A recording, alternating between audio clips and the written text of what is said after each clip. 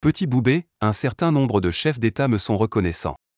Du Niger au Sénégal, en passant par le Nigeria, la Guinée ou la Côte d'Ivoire, Aboubacar Hima est devenu incontournable sur le marché de l'armement ouest-africain en quelques années.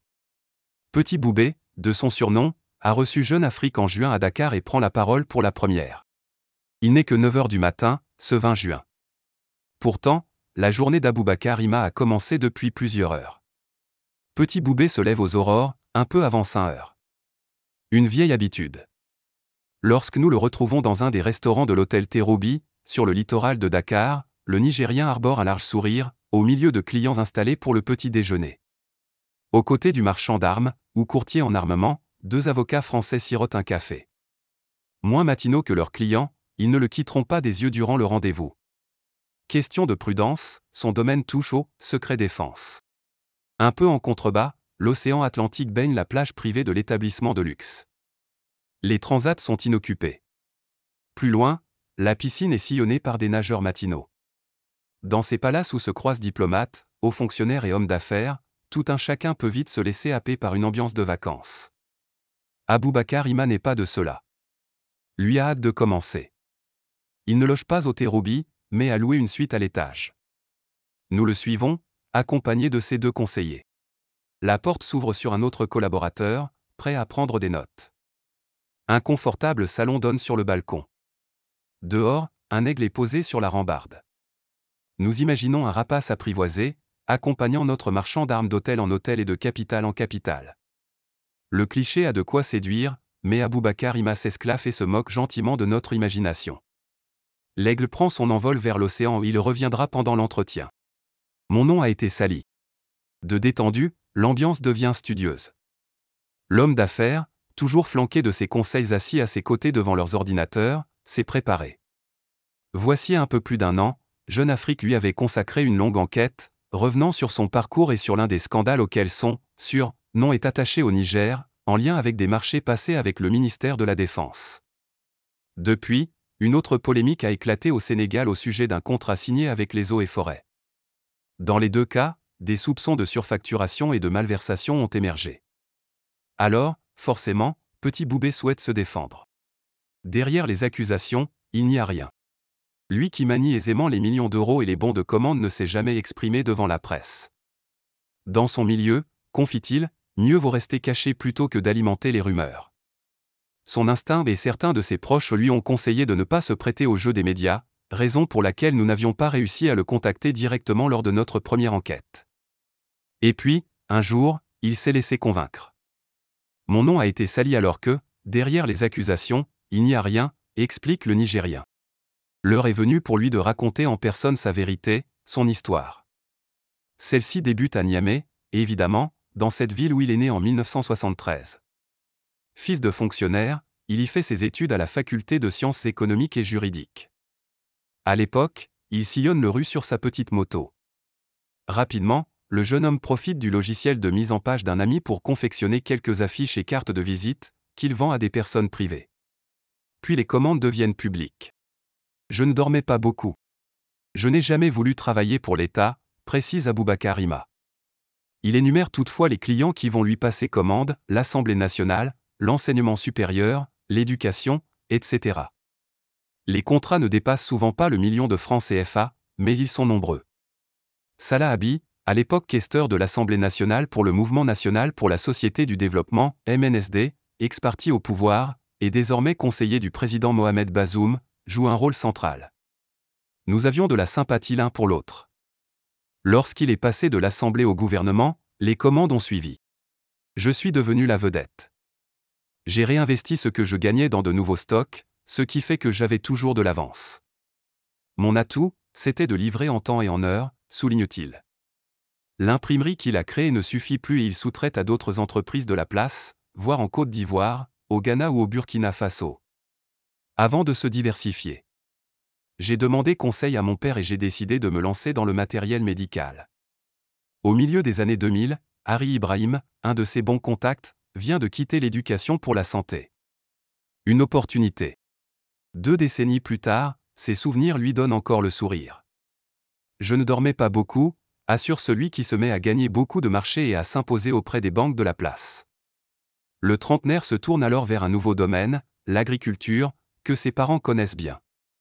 Il fournit des tracteurs et des moissonneuses à l'État puis, en 2006, le même client lance un appel d'offres pour un avion destiné à l'épandage. Petit Boubé est de la partie, s'impose et fait venir l'appareil des États-Unis, géant de l'industrie agricole. Cet aéronef sera sa porte d'entrée dans le monde de l'armement. Le magicien des contrats. Quand nous avons livré l'avion, il a fallu faire venir les experts de l'armée de l'air pour qu'ils valident la commande, relate Aboubacar Ima. L'occasion, une nouvelle fois, de tisser des liens. Avec les militaires, le courant passe. Cela tombe bien, la défense a besoin de véhicules tracteurs et de matériel de soutien pour ses appareils. Il n'hésite pas. À l'époque, sa surface financière lui vaut déjà d'être le correspondant de plusieurs sociétés étrangères, notamment israéliennes. Je faisais de l'intermédiation car, pour elle, le plus difficile était de se faire payer par l'État. C'est là que j'intervenais. Il fallait équiper l'armée pour lutter contre Boko Haram. L'un de ses partenaires, l'Israélien Gabi Peretz et sa société a des consultants, qui va en quelque sorte le prendre sous son aile dès leur rencontre en 2008. Mais, la clé du succès, est ailleurs, c'était le préfinancement des sous-traitants. Dans ces marchés où l'État ne paie bien souvent qu'à la réception, le fournisseur doit disposer de fonds propres lui permettant d'avancer de fortes sommes. C'est un gros risque financier qu'il faut pouvoir prendre, raconte-t-il, une pointe de fierté dans la voix et le sourire aux lèvres. C'est ce que je faisais. À l'époque, on m'appelait le magicien des contrats.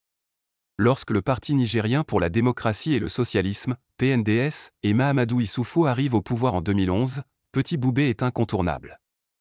Je ne faisais pas de politique et, de toute façon, il n'y avait personne d'autre pour faire ce que je faisais, assène-t-il. Quand tu assures la livraison, peu importe à quel parti tu appartiens. Toujours est-il qu'en 2011, Aboubacar Ima change encore de monde. Les contrats ont explosé à partir du moment où l'État a pris ses responsabilités et a compris qu'il fallait équiper l'armée pour lutter contre Boko Haram. Pris dans un règlement de compte. Principal fournisseur du ministère de la Défense de Mahamadou Karidjo et de celui de l'Intérieur de l'influx Abdou Labo, Aboubacar Ima bénéficie des connexions de ce dernier avec le Nigeria de Goodluck Jonathan et de son conseiller à la sécurité, Sambo Dazuki. Le Nigérien se met donc à équiper l'armée nigériane en 2013. Cela s'est fait dans le cadre de la coopération entre Niamey et Abuja pour lutter contre Boko Haram. La seule chose qui comptait, c'était de combattre l'insécurité, affirme-t-il. Quelles quantités ont été commandées? Pour quel montant? Sous le regard de ses avocats, Petit Boubé reste silencieux. Évoquant le secret défense, il préfère ne pas donner de détails, mais confie avoir travaillé avec l'armée nigériane pendant 3 ou 4 ans. Si nous ne l'avions pas fait, il n'y aurait pas eu de présidentielle au Nigeria en 2015 car Boko Haram l'aurait empêché, ajoute-t-il. Regrette-t-il d'avoir investi le marché nigérian? Après l'élection de Muhammadu Buhari à Abuja, la justice nigériane va s'attaquer à l'administration de son prédécesseur, en particulier au contrat de l'armée et à Sambo Dazuki. Aboubacar Ima se retrouve pris dans la tempête et soupçonné de surfacturation, de défaut de livraison et de malversation.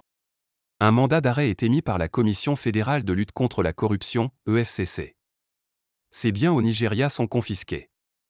J'ai été pris dans un règlement de compte entre l'ancienne et la nouvelle administration, regrette-t-il. Tout ce qui m'a été commandé a été livré. Je m'étais endetté pour cela auprès de fournisseurs étrangers et nous n'avons pas été payés entièrement par l'État. Des négociations sont en cours. La saisie de ces biens a été annulée en 2020 et l'un de ses avocats précise que son client n'a jamais été entendu ou condamné. Qui va accepter cela, à part moi? Seulement, depuis, le surnom de Petit Boubé a été associé à 2 autres scandales, en lien avec le ministère de la Défense, au Niger, en 2020 et avec celui des eaux et forêts, au Sénégal, en 2022. Dans les 2 cas, les mêmes soupçons, surfacturation et malversation. C'est la jalousie qui provoque cela, rétorque l'intéressé. Une nouvelle fois, il choisit de ne pas donner de détails, mais concède, au Sénégal, le contrat court sur 5 ans, sans avance de l'État au démarrage. Qui va accepter cela, attendre des années pour être payé, à part moi?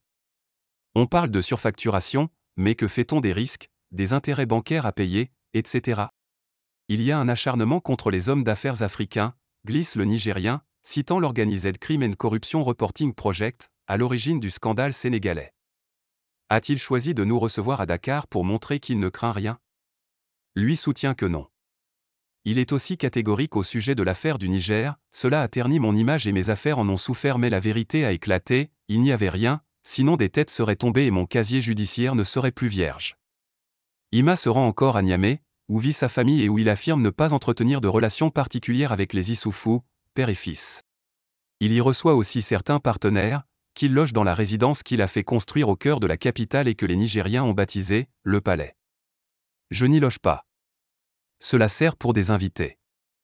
C'était destiné à être un hôtel mais j'ai abandonné l'idée quand d'autres sont sortis de terre, précise-t-il. Le Nigérien a également un pied-à-terre à Paris, fréquente Accra et Dubaï et entretient un logement à Prague, où il a ouvert une société chargée de faire la liaison avec les firmes d'armement tchèques en particulier et d'Europe de l'Est en général, ses principaux partenaires. À la tête d'une fortune colossale, il emploie plus de 300 personnes dans 4 entreprises. Bazoum, Ouattara, Doumbouya.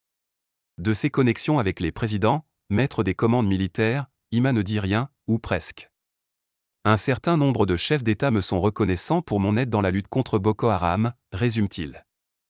Sa relation est tout juste bonne avec Mohamed Bazoum, qu'il ne rencontre pas souvent. Il dit n'avoir jamais voyagé au Mali, ne pas avoir de contact avec le Burkinabé Ibrahim Traoré et se contenter de gérer les arriérés de l'époque rock Marc Christian Caboret. Ne connaissant, pas personnellement, Macky Sall, il fréquente Alassane Ouattara et échange avec son frère, le ministre de la Défense, Téné Birahima. L'homme d'affaires prévoit d'ailleurs de construire en Côte d'Ivoire des logements sociaux à loyer modéré, se diversifiant ainsi dans l'immobilier. Enfin, à Conakry, il s'apprête à lancer, en août, une société de sécurité privée avec l'accord du président de la transition guinéenne, Mamadi Doumbouya. Celle-ci, pour laquelle les recrutements étaient en cours alors qu'il nous recevait à Dakar, devrait employer 2000 personnes et pourra avoir pour clients des ambassades, des entreprises ou des hôtels. Cela existe au Nigeria et en Afrique du Sud, mais il n'y a pas de société de sécurité africaine dans la zone francophone, souligne-t-il. Voilà désormais près de 4 heures qu'il répond à nos questions et en esquive quelques-unes dans sa suite de l'hôtel Terrobi. L'aigle a semble-t-il définitivement pris son envol. Aboubacar Ima, lui, se laisse aller à un peu de nostalgie, après avoir évoqué ses souvenirs de jeunesse. C'était plus rigolo qu'aujourd'hui. Plus les choses grandissent, plus c'est compliqué. Regrette-t-il d'avoir un jour passé commande de cet avion d'épandage qu'il a embarqué dans le monde de l'armement? Choisirait-il maintenant de ne pas se lier à Gaby Peretz, celui qui lui a permis d'être ce qu'il est aujourd'hui? Dans son regard, la nostalgie disparaît.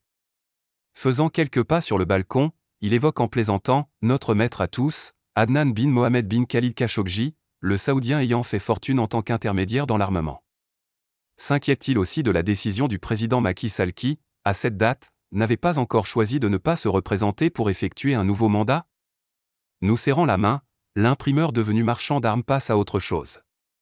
Quelques minutes auparavant, il avait résumé son état d'esprit, après le Covid et les scandales, la vie reprend son cours.